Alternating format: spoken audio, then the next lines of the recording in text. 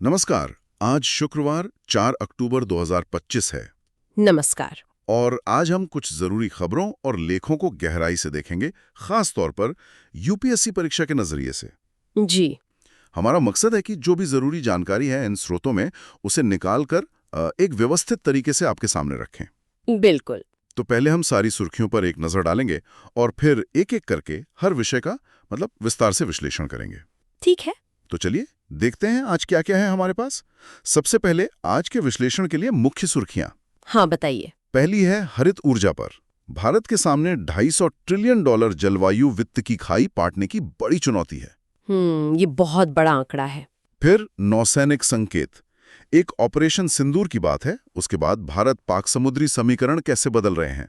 हाँ, ये भी दिलचस्प है। गाजा शांति योजना ट्रंप की एक योजना है जिसे इजराइल समर्थक कहा जा रहा है, उसकी आलोचना हो रही है।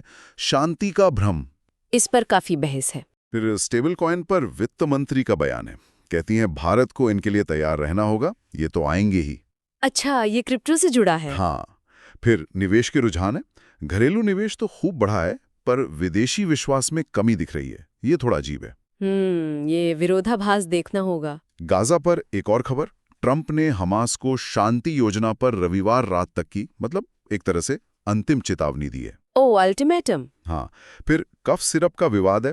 दवा की सुरक्षा पर केंद्र और तमिलनाडु की रिपोर्टें अलग अलग हैं। ये गंभीर मामला है, स्वास्थ्य से जुड़ा। पोलैंड और नाटो पर खबर है।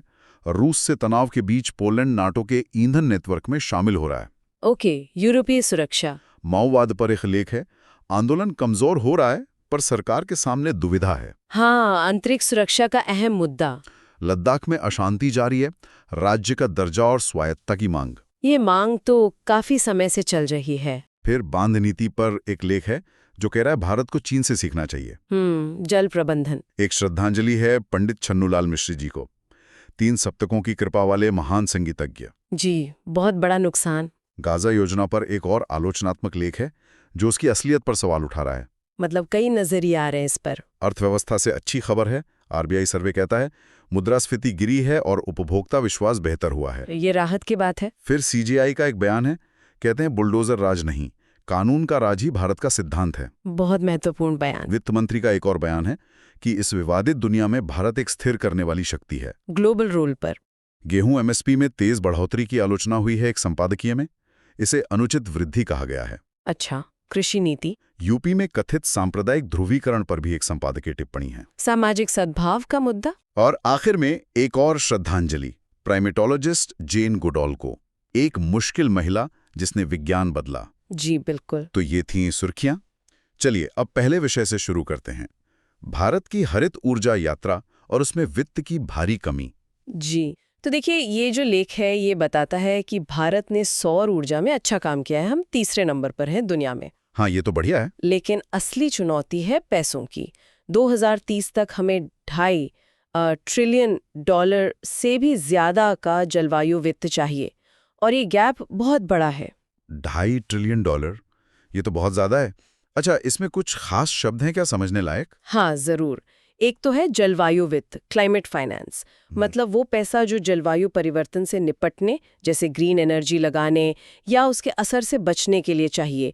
ये सरकारी, प्राइवेट, कहीं से भी आ सकता है। ठीक है। फिर है ग्रीन बॉन्ड्स। ये एक तरह के लोन पेपर्स होते हैं जो खास तौर पर पर्यावरण या जलवायु के लिए फायदेमंद प्रोजेक्ट्स के लिए पैसा जुटाने के काम आते हैं। भारत में जो सस्टेनेबल लोन बाजार है उसका करीब 83% हिस्सा इन्हीं ग्रीन बॉन्ड्स का है। 83%? हाँ, काफी ज्यादा। हाँ। फिर एक कॉन्सेप्ट है मिश्रित वित्त, ब्लेंडेड फाइनेंस। इसमें क्या होता है कि सरकारी या डोनेशन का पैसा इस्तेमाल करके प्राइवेट कंपनियों के लिए प्रोजेक्ट का रिस्क कम किया जाता है ताकि वो पैसा लगाएं। अच्छा, मतलब पब्लिक मनी से प्राइवेट मनी को खींचना। बिल्कुल। और अंतर्राष्ट्रीय सौर गठबंधन ISA तो है ही, जो भारत और फ्रांस ने मिलकर शुरू किया था सौर ऊर्जा को बढ़ावा देने के लिए। और ये 1.5 डिग्री सेल्सियस वाला क्या है? हाँ, 1.5 डिग्री संरेखित मार्ग। ये वो रास्ता है जिस पर दुनिया को चलना होगा अगर हमें ग्लोबल वार्मिंग को प्री इंडस्ट्रियल लेवल से 1.5 डिग्री सेल्सियस तक रोकना है। इसके लिए उत्सर्जन घटाना और क्लीन एनर्जी बढ़ाना जरूरी है। इसका कोई इतिहास या टाइमलाइन है? जी, शुरुआत 2010 में JNSM यानी जवाहरलाल नेहरू राष्ट्रीय सौर मिशन से हुई। फिर 2015 में पेरिस समझौता हुआ और ISA लॉन्च हुआ। हाँ, पेरिस समझौता तो अहम था। बिल्कुल। 2021 में ग्लासगो में COP26 हुई, जहां भारत ने पंचामृत प्रतिज्ञा ली। और 2022 से अब तक फोकस पैसा जुटाने पर है। सॉवरेन ग्रीन बॉन्ड्स आए, कार्बन क्रेडिट ट्रेडिंग स्कीम की बात हो रही है। अच्छा, और आंकड़े क्या कहते हैं? जरूरत 2.5 ट्रिलियन की है, पर अभी तक कितना हुआ है? देखिए, स्थायी ऋण सस्टेनेबल डेट 2024 तक करीब 55.9 बिलियन तक पहुंचा है। ग्रीन बॉन्ड का हिस्सा इसमें 83% है। एक अनुमान है कि 2030 तक हमें 100 बिलियन सालाना का स्थायी वित्त चाहिए होगा। अभी गैप बहुत बड़ा है। तो UPSC के लिहाज से ये कितना महत्वपूर्ण है? बहुत ज्यादा। GS पेपर 3 में सीधे सीधे आता है। अर्थव्यवस्था में योजना, संसाधन जुटाना, ऊर्जा का बुनियादी ढांचा और पर्यावरण में संरक्षण, जलवायु परिवर्तन, सब इससे जुड़ा है। कोई पुराना सवाल जैसा कुछ? हाँ, जैसे 2015 मेंस में पूछा जा सकता था, भारत के नवीकरणीय ऊर्जा लक्ष्यों को पाने में जलवायु वित्त की क्या भूमिका है? अच्छा, तो जवाब में क्या लिख सकते हैं? मुख्य बातें ये होंगी कि हमारे लक्ष्य बड़े हैं तो पैसा भी बहुत चाहिए। सरकारी पैसा प्राइवेट निवेश को ला सकता है, घरेलू निवेशकों जैसे LIC, EPFO इनको भी शामिल करना होगा, और पॉलिसी का साफ होना बहुत जरूरी है। तो आगे क्या करना चाहिए? लेख सुझाता है कि एक राष्ट्रीय मिश्रित वित्त सुविधा, नेशनल ब्लेंडेड फाइनेंस फैसिलिटी बनाई जाए। LIC, EPFO जैसे बड़े घरेलू निवेशकों को इसमें पैसा लगाने के लिए प्रोत्साहित किया जाए। छोटे बिजनेस और शहरों की लोकल बॉडीज के लिए फाइनेंस आसान बनाया जाए, कार्बन क्रेडिट ट्रेडिंग स्कीम को मजबूत किया जाए और नई तकनीक जैसे ब्लॉकचेन, AI इनका भी फायदा उठाया जाए। काफी कुछ करने की जरूरत है। चलिए अब अगले विषय पर आते हैं। भारत और पाकिस्तान के बीच बदलता समुद्री माहौल, खासकर ये ऑपरेशन सिंदूर के बाद। जी, ये लेख कह रहा है कि भारत की नौसैनिक रणनीति बदल रही है। पहले हम शायद निष्क्रिय रोक पर थे, मतलब कि हमला करोगे तो जवाब देंगे। अब हम सक्रिय संकेत दे रहे हैं। सक्रिय संकेत मतलब हम अपनी ताकत और इरादा पहले ही दिखा रहे हैं ताकि सामने वाला कुछ करने से पहले सोचे। अच्छा, और पाकिस्तान क्या कर रहा है? पाकिस्तान चीन की मदद से अपनी नौसेना को मॉडर्न बना रहा है। उनका लक्ष्य है समुद्री इनकार की क्षमता हासिल करना। समुद्री इनकार? हाँ, मतलब वो शायद समुद्र पर कंट्रोल तो नहीं कर सकते, लेकिन वो ये कोशिश कर सकते हैं कि दुश्मन यानी भारत भी समुद्र का इस्तेमाल आसानी से न कर पाए। इससे क्या है कि गलतफहमी और तनाव बढ़ने का खतरा बढ़ जाता है। इसमें कुछ खास कॉन्सेप्ट्स हैं। हाँ। एक तो निवारण है, जिसका मतलब हमने समझा। दूसरा है तनाव वृद्धि की सीढ़ी, एस्केलेशन लैडर, मतलब संघर्ष कैसे धीरे धीरे बढ़ सकता है। भारत चाहता है कि वो इस सीढ़ी पर नियंत्रण रखे। ओके। मजबूत नौसेना कर सकती है। सी डिनायल कमजोर नौसेना की रणनीति है दुश्मन को रोकने की। और ग्वादर बंदरगाह का क्या रोल है? ग्वादर बंदरगाह पाकिस्तान में है, चीन बना रहा है CPEC के तहत। चिंता ये है कि चीनी नौसेना इसका इस्तेमाल कर सकती है, जो भारत के लिए ठीक नहीं। इसका कोई ऐतिहासिक संदर्भ? पहले क्या होता था? देखिए, 1971 के युद्ध में भारतीय नौसेना का दबदबा था। 1999 कारगिल के वक्त ऑपरेशन तलवार हुआ। वो एक तरह की सफल बल प्रयोग कूटनीति थी। 2008 के 26/11 हमले के बाद तटीय सुरक्षा मजबूत की गई, और अब चीन और पाकिस्तान का गठजोड़ बढ़ रहा है और भारत भी ज्यादा मुखर हो रहा है। पाकिस्तान की तरफ से क्या खास कदम उठाए गए हैं? वो अपनी नौसैनिक संपत्ति को फैला रहे हैं, शाहजहां क्लास के नए फ्रिगेट ला रहे हैं, उनके पास गाजी पनडुब्बी है, शाहीन 3 मिसाइल है। ये सब उनकी ताकत बढ़ा रहे हैं। और इन सब का मुख्य जोखिम क्या है? सबसे बड़ा जोखिम है गलत अनुमान, मिसकैलकुलेशन, और अनजाने में तनाव का बहुत ज्यादा बढ़ जाना। UPSC के लिए इसका क्या महत्व है? ये GS पेपर 2 में IR के तहत आता है, भारत और उसके पड़ोसी, और GS पेपर 3 में आंतरिक सुरक्षा, समुद्री सीमाएं, सुरक्षा बल। कोई पुराना सवाल याद है? जैसे 2018 प्रीलिम्स में सागर सिद्धांत पर सवाल आ सकता था। सागर सिद्धांत क्या है और हिंद महासागर में भारत की भूमिका क्या है? अच्छा, सागर यानी security and growth for all in the region. बिल्कुल। इसका मतलब है कि भारत इस क्षेत्र में सबके लिए सुरक्षा और विकास चाहता है। वो एक नेट सिक्योरिटी प्रोवाइडर बनना चाहता है। इसके लिए नौसैनिक ताकत और समुद्री कूटनीति दोनों जरूरी हैं। क्वाड जैसे गठबंधन भी इसी में मदद करते हैं। तो आगे क्या करना चाहिए इस मोर्चे पर? हमें अपनी समुद्री डोमेन जागरूकता, यानी समुद्र में क्या हो रहा है इसकी जानकारी बढ़ानी होगी, पनडुब्बी क्षमताएं मजबूत करनी होंगी, तीनों सेनाओं के बीच जॉइंट ऑपरेशंस बेहतर करने होंगे, संकट के समय बात करने के प्रोटोकॉल और साफ करने होंगे, और समुद्री कूटनीति यानी दूसरे देशों के साथ नौसैनिक सहयोग और बढ़ाना होगा। ठीक है, चलिए अब गाजा की तरफ चलते हैं। अमेरिकी राष्ट्रपति ट्रंप की एक शांति योजना है जिसकी काफी आलोचना हो रही है। जी, ये एक 20 सूत्री योजना है गाजा के लिए, लेकिन आलोचक कह रहे हैं कि ये शांति योजना कम, एक अल्टीमेटम ज्यादा है। अल्टीमेटम क्यों? क्योंकि ये पूरी तरह से इजरायली सुरक्षा चिंताओं पर केंद्रित है और फिलिस्तीनी हितों को, खासकर उनके अपने राज्य की मांग को पूरी तरह नजरअंदाज करती है। अच्छा, इसमें क्या क्या मुख्य बातें?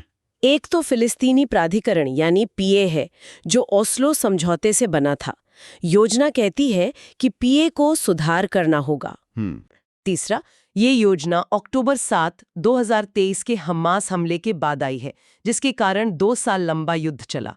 ये उस संदर्भ में है। और ये आईएसएफ क्या है? अंतर्राष्ट्रीय स्थिरीकरण बल, इंटरनेशनल स्टेबलाइजेशन फोर्स ISF। योजना में एक बहुराष्ट्रीय बल का प्रस्ताव है जो गाजा में स्थिरता लाएगा, लेकिन आलोचक इसे एक तरह का विदेशी कब्जा मान रहे हैं।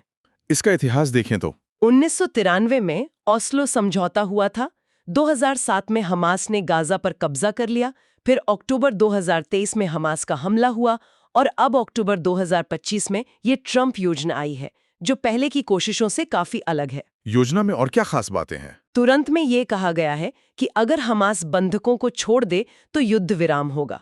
युद्ध के बाद एक अंतर्राष्ट्रीय शांति बोर्ड और ISF शासन चलाएंगे। इजरायली सैनिक हट जाएंगे, लेकिन एक सुरक्षा घेरा बनाए रखेंगे। और फिलिस्तीनियों का क्या रोल होगा? उन्हें शांति बोर्ड से बाहर रखा गया है।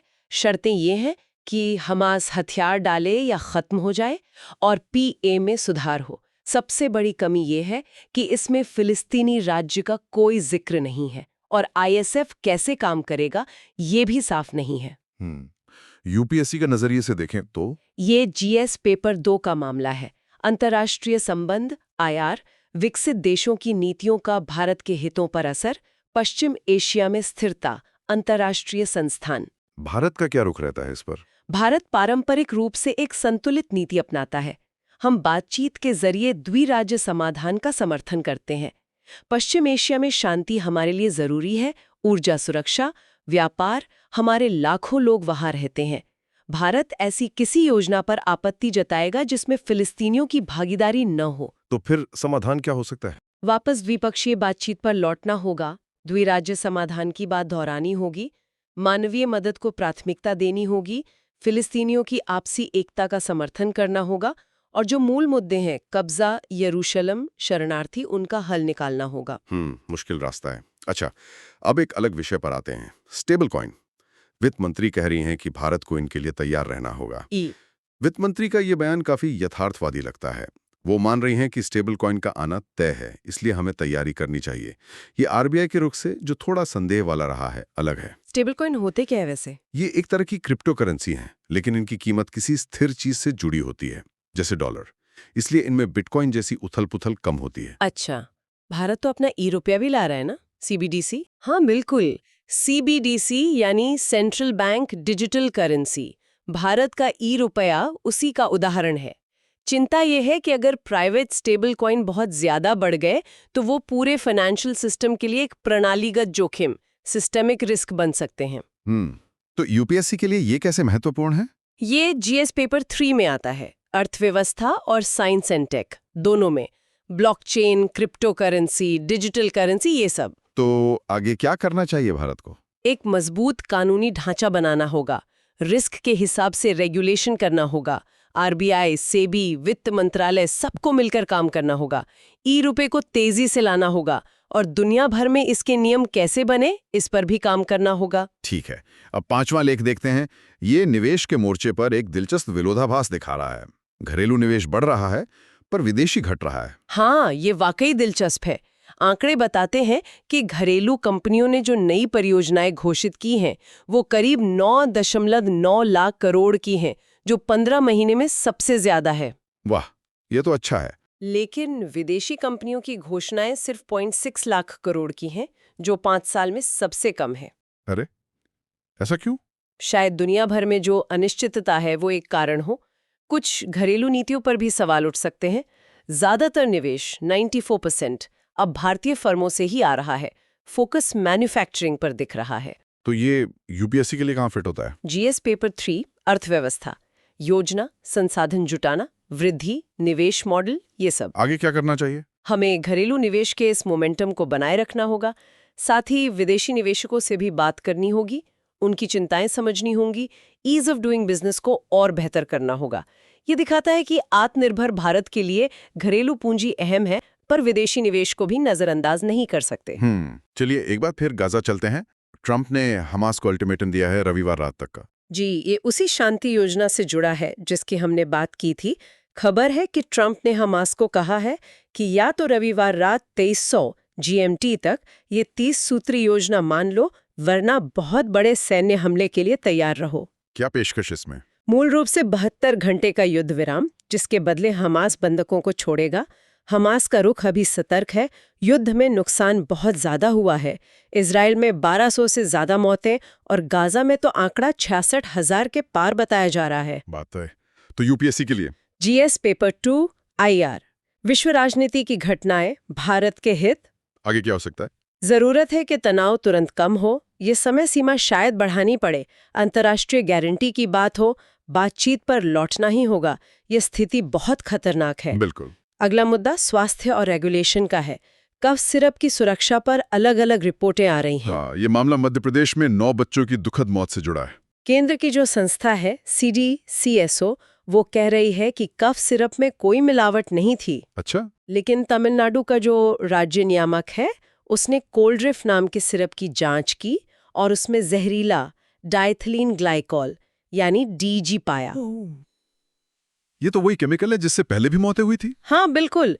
गाम्बिया और उज्बेकिस्तान में जो भारतीय सिरप से मौतें हुई थी, उनमें भी DG की मिलावट पाई गई थी। ये बहुत गंभीर बात है और हमारे दवा रेगुलेशन सिस्टम पर सवाल खड़े करती है। इसमें CDSCO और DEG मुख्य शब्द हैं। जी, CDSCO यानी central drug standard control organisation, हमारी नेशनल ड्रग रेगुलेटर, और DEG यानी डाइथिलीन ग्लाइकॉल, एक जहरीला इंडस्ट्रियल केमिकल। एक और शब्द है फार्माकोविजिलेंस, मतलब दवाओं के साइड इफेक्ट्स पर नजर रखने और उन्हें रोकने का सिस्टम। यूपीएससी के लिए कहाँ आएगा? GS पेपर 2 में सामाजिक न्याय, स्वास्थ्य, सरकारी नीतियां, और GS पेपर 3 में science and tech, farmer regulation. आगे क्या होना चाहिए?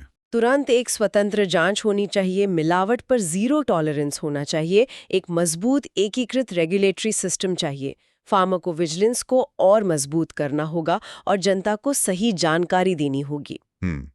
अब जरा यूरोप का रुख करते हैं। पोलैंड नेटो के ईंधन नेटवर्क में शामिल हो रहा है। जी, Poland NATO pipeline system NPS का हिस्सा बन रहा है।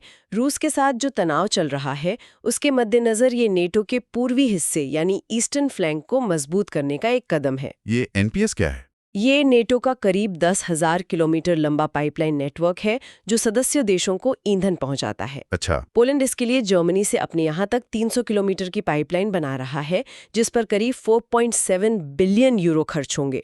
दिलचस्प बात यह है कि पोलैंड पहले रूस के नेतृत्व वाले वॉरसॉ पैक्ट का सदस्य था और अब उसी नेटो के सिस्टम से जुड़ रहा है जो उसके खिलाफ बना था। ऐतिहासिक विडंबना। UPSC के लिए GS पेपर 2 IR, नेटो रूस यूक्रेन संघर्ष का असर। इससे क्या होगा? इससे नाटो की सैन्य तैयारियां और गतिशीलता बढ़ेगी, गठबंधन की एकता दिखेगी, लेकिन हाँ, रूस के साथ तनाव मैनेज करना और मुश्किल हो सकता है। ठीक है, अब वापस भारत आते हैं। आंतरिक सुरक्षा पर माओवादी उग्रवाद एक चौराहे पर है। हाँ, लेख कहता है कि माओवादी आंदोलन अभी शायद अपने सबसे कमजोर दौर में है। उनके लीडरशिप में संकट है, नई भर्ती कम हो रही है और उनका असर भी सिकुड़ रहा है। सरकार की रणनीति काम आई है? हाँ, सरकार की जो दोहरी रणनीति रही है, सुरक्षा बलों की कार्रवाई और साथ में विकास कार्यों, वो काफी हद तक सफल रही हैं।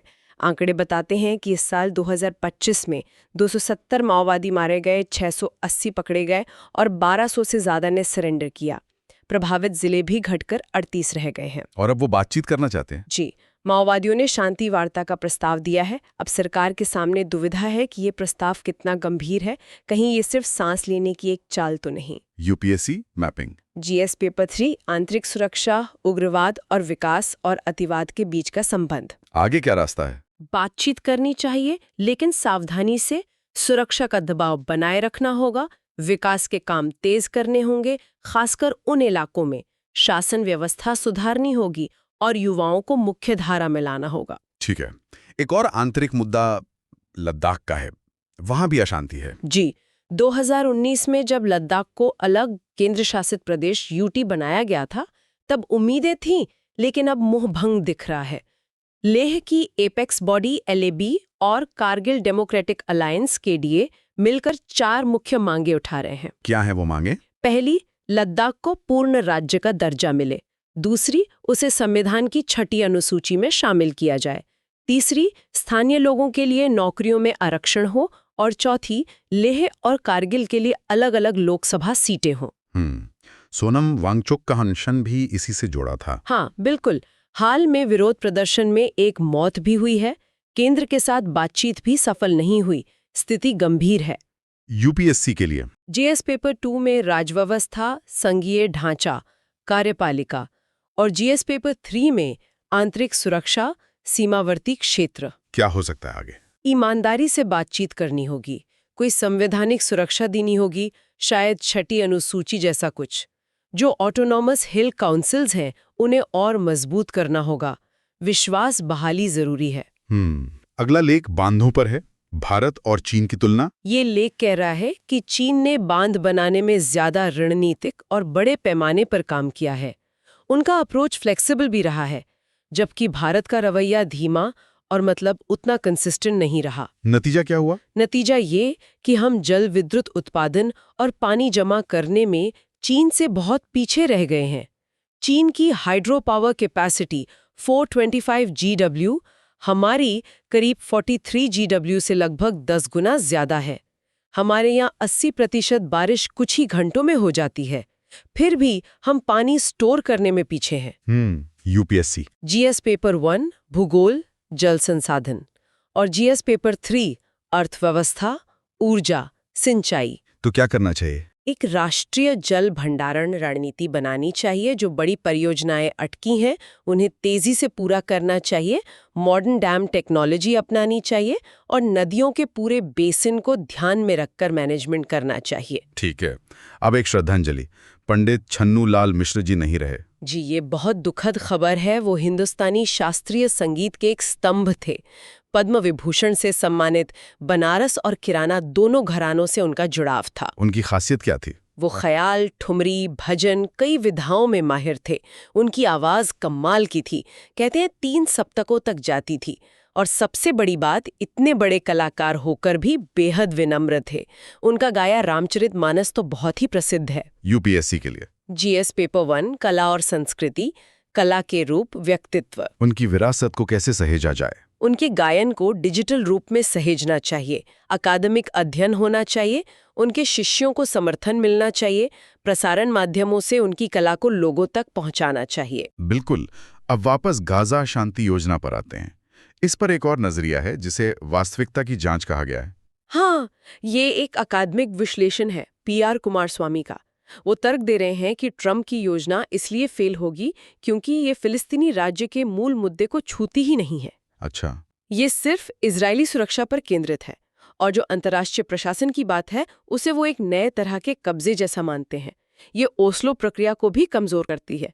मतलब स्थायी शांति इससे नहीं आ सकती। तो ये पहले वाली आलोचना को ही मजबूत कर रहा है। हाँ, बिल्कुल।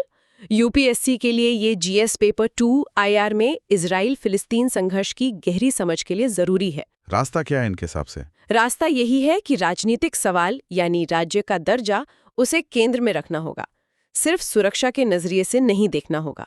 फिलिस्तीनियों के असली प्रतिनिधियों को शामिल करना होगा और अंतर्राष्ट्रीय कानून का पालन करना होगा। अब कुछ अच्छी खबर भारतीय अर्थव्यवस्था से। RBI सर्वे कहता है महंगाई घटी है, उपभोक्ता विश्वास बढ़ा है। जी, ये वाकई अच्छी खबर है। रिटेल महंगाई जो 7% तक चली गई थी, वो अब 2% के आसपास आ गई है। इससे लोगों का भरोसा बढ़ा है। Overall consumer confidence index CCI सुधर रहा है। क्या आंकड़े हैं?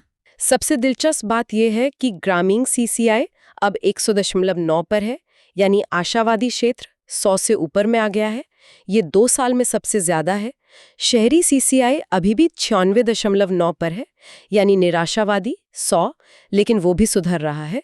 ये दिखाता है कि शायद ग्रामीण अर्थव्यवस्था पटरी पर लौट रही है। यूपीएससी के लिए जीएस पेपर 3 अर्थव्यवस्था, मुद्रास्फीति, वृद्धि, सरकारी बजट। आगे क्या ध्यान रखना होगा? महंगाई काबू में रहे ये देखना होगा, शहरी अर्थव्यवस्था पर ध्यान देना होगा, ग्रामीण मांग को बनाए रखना होगा और लोग कैसे खर्च कर रहे हैं इस पर नजर रखनी होगी। ठीक है। अब एक बहुत महत्वपूर्ण संवैधानिक संदेश। सीजेआई ने कहा है कि हमारा सिद्धांत कानून का शासन है, बुलडोजर द्वारा शासन नहीं। जी, ये बयान सीजेआई बीआर गवई ने मॉरिशस में दिया। उन्होंने संवैधानिक सिद्धांतों, खासकर अनुच्छेद 32 यानी मौलिक अधिकारों के हनन पर सीधे सुप्रीम कोर्ट जाने के अधिकार के महत्व पर जोर दिया। उन्होंने बुलडोजर राज की आलोचना की। हाँ, स्पष्ट रूप से। उन्होंने न्यायपालिका की भूमिका पर भी जोर दिया, शाहबानो, ट्रिपल तलाक, बिल्किस बानो जैसे मामलों का जिक्र करते हुए। ये एक तरह से कार्यपालिका की ज्यादतियों पर नियंत्रण का संकेत है। यूपीएससी जीएस पेपर 2 राजव्यवस्था, शक्तियों का पृथक्करण, न्यायपालिका, संविधान, मौलिक अधिकार बहुत महत्वपूर्ण है। संदेश क्या है? संदेश साफ है कि हर अधिकारी को कानून की उचित प्रक्रिया का पालन करना होगा, न्यायपालिका नजर रखेगी और कार्यपालिका को जवाबदेह बनना होगा। वित्त मंत्री का एक और बयान है कि भारत इस विवादित दुनिया में एक स्थिर करने वाली शक्ति है। जी, वित्त मंत्री का कहना है कि दुनिया अब एक ध्रुवीय नहीं रही, बहुध्रुवीय हो गई है और ये ज्यादा अशांत दौर है। ऐसे में भारत का उदय दुनिया में स्थिरता लाने वाली एक ताकत के रूप में है। भारत को क्या करना होगा? उन्हें दर्शक नहीं बने रहना है, सक्रिय भूमिका निभानी है, लेकिन अपनी रणनीतिक स्वायत्तता बनाए रखनी है।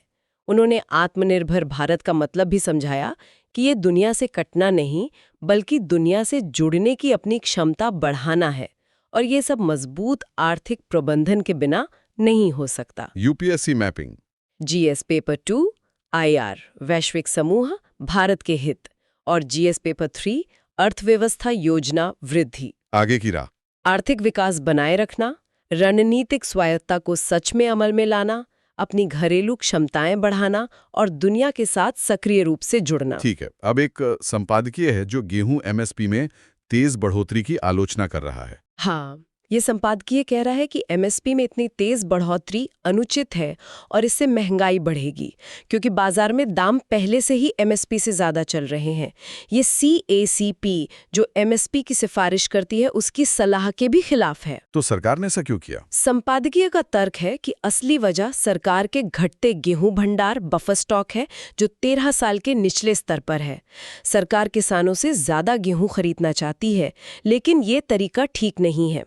एमएसपी जैसे उपाय बाजार को बिगाड़ते हैं। तो क्या करना चाहिए था? बेहतर होता कि किसानों को सीधे आय समर्थन दिया जाता, जैसे पीएम किसान योजना में होता है। यूपीएससी जीएस पेपर 3 अर्थव्यवस्था, एमएसपी, पीडीएस, खाद्य सुरक्षा। आगे क्या ध्यान रखना चाहिए?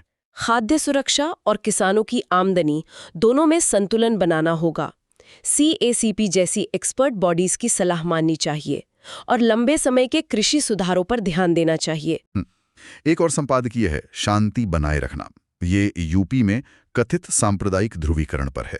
स्रोत कहता है कि ये राज्य सरकार पर आरोप लगाता है। जी, ये संपादकीय उत्तर प्रदेश सरकार पर आरोप लगा रहा है कि वो विकास यात्राओं के नाम पर जानबूझकर सांप्रदायिक तनाव भड़का रही है, खासकर मुस्लिम बहुल इलाकों से यात्राएं निकालकर। आरोप क्या है? आरोप है कि ये अल्पसंख्यक समुदाय को डराने और वोटरों का ध्रुवीकरण करने की कोशिश है। ये राज्य की शांति बनाए रखने की संवैधानिक जिम्मेदारी पर भी सवाल उठाता है। यूपीएससी के लिए जीएस पेपर 1 सामाजिक मुद्दे, सांप्रदायिकता, और जीएस पेपर 2 शासन, सामाजिक सद्भाव। महत्व क्या है इसका? देखिए, ये आरोप बहुत गंभीर हैं। ये हमारे सामाजिक ताने बाने और शासन के सिद्धांतों से जुड़े हैं। इन पर ध्यान देना जरूरी है। बिल्कुल। और आज का आखिरी लेख, जेन गुडाल को श्रद्धांजलि। हाँ, महान प्राइमेटोलॉजिस्ट। लेख उन्हें एक मुश्किल महिला कहता है, क्योंकि उन्होंने अपने समय के वैज्ञानिक तौर तरीकों को चुनौती दी थी। उनका योगदान क्या था? उन्होंने चिंपैंजियों का अध्ययन बड़े अपनत्व और सहानुभूति से किया। उन्हें नाम दिए, उनकी भावनाओं को समझा, जबकि उस समय जानवरों को सिर्फ नंबर दिए जाते थे। उन्होंने खोजा कि चिंपैंजी भी औजार बना सकते हैं और इस्तेमाल कर सकते हैं। इसने इंसान को लेकर हमारी समझ ही बदल दी। उन्हें सख्त वैज्ञानिक अवलोकन और गहरी मानवीय सहानुभूति के अद्भुत मेल के लिए याद किया जाता है। यूपीएससी, जीएस पेपर 3 पर्यावरण संरक्षण और जीएस पेपर 4 नीतिशास्त्र नैतिक विचारकों का योगदान। क्या सीख मिलती है उनसे? यही कि वैज्ञानिक खोज में खुला दिमाग और सहानुभूति कितनी जरूरी है और स्थापित मान्यताओं पर सवाल उठाने का साहस होना चाहिए। तो आज हमने कई तरह के विषयों पर नजर डाली, जलवायु वित्त की चुनौती से लेकर नौसैनिक रणनीति के दांवपेच तक। हाँ, और अंतर्राष्ट्रीय संघर्ष जैसे गाजा से लेकर घरेलू आर्थिक रुझान जैसे निवेश, महंगाई तक। बिल्कुल। फिर रेगुलेटरी विफलताएं जैसे कफ सिरप विवाद, संवैधानिक सिद्धांत जैसे कानून का शासन और सामाजिक सद्भाव जैसे यूपी वाला संपादकीय। ये सब मिलकर दिखाते हैं कि भारत के सामने कितनी जटिल चुनौतियां और अवसर हैं, चाहे वो दुनिया में एक स्थिर शक्ति बनने की बात हो या देश के अंदर विकास, सुरक्षा और न्याय सुनिश्चित करने की। ये सारे लेख यही दिखाते हैं कि हमें हर कदम पर कितनी सतर्कता, रणनीतिक सोच और संवैधानिक मूल्यों के प्रति प्रतिबद्धता की जरूरत है। बिल्कुल सही कहा, और ये सोचने पर मजबूर करता है कि इतने सारे अलग अलग दबावों और अवसरों के बीच, जो कई बार एक दूसरे के उलट भी होते हैं, जी भारत अपनी रणनीतिक स्वायत्ता और समावेशी विकास के रास्ते पर कैसे आगे बढ़ेगा। जी ये एक लगातार चलने वाली चुनौती है, इस पर सोचना वाकई जरूरी है। जी आज के इस विश्लेषण में बस इतना ही।